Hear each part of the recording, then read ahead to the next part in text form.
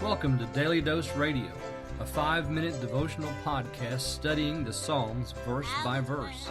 Broadcast from the ever-beautiful Sharonville, Ohio, on the sunny side of Cincinnati. Hey there, friends. Welcome back to Daily Dose Radio. We took a survey of Wall Street tycoons and found out that Daily Dose Radio might be in their top 100 podcasts of all time. So, we'll thank all the tycoons that we interviewed, and thank you for the results. This week on Daily Dose Radio, we are looking at Psalm 100. Psalm 100 is all of 5 verses long, so we're going to try to treat one verse per day. So if you have your Bible and you want to turn there with me to Psalm 100, we're going to begin our reading of this psalm today with verse 1. Psalm 100 is a psalm of praise. You'll notice that in the title or the introduction to the psalm, a psalm of praise. Actually, that word that's translated here by the King James, praise, should probably better be translated thanksgiving or thanks, psalm of thanks.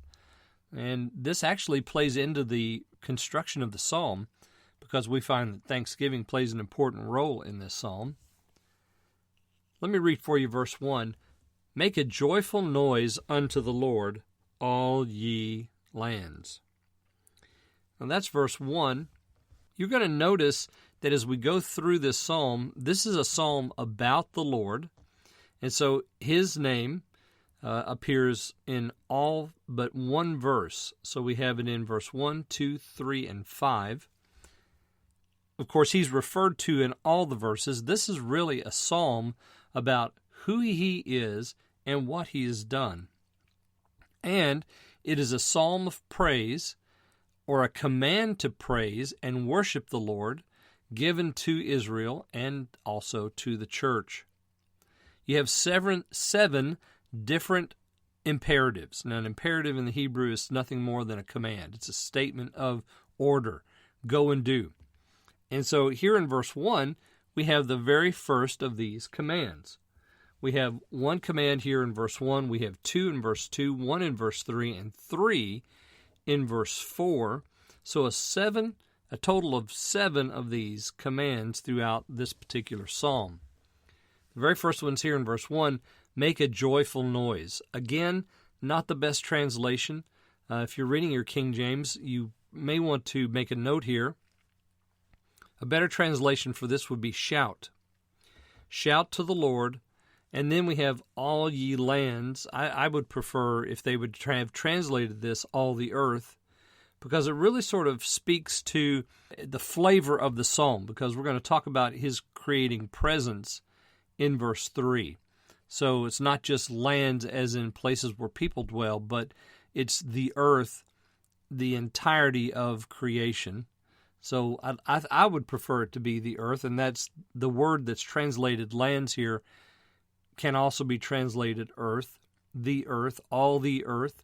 So shout to the Lord, all the earth. That would be the unofficial DBS translation. Now, shouting is practice of worship that we find throughout the Psalms. Begins in Psalm 5. We find it again in Psalm 47. Psalm 32, I think, also. It's in lots of places. So, and this is a religious shout.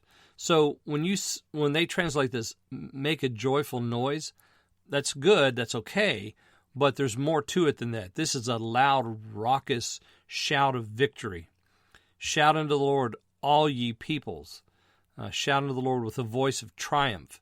So we're told to shout with a voice of triumph. The idea is here, victory has been won, and you're shouting because of that victory.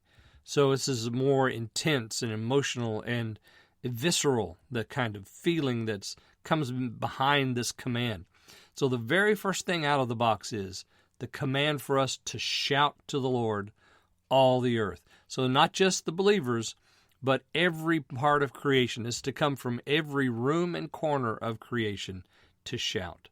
Join me again tomorrow. We'll continue to look at this Psalm of Thanksgiving on Daily Dose Radio. Thanks for listening to Daily Dose Radio. I'm David Smith. The music today has been performed by the Bluegrass Experiment. Thanks again for listening. I'll see you next time on Daily Dose Radio.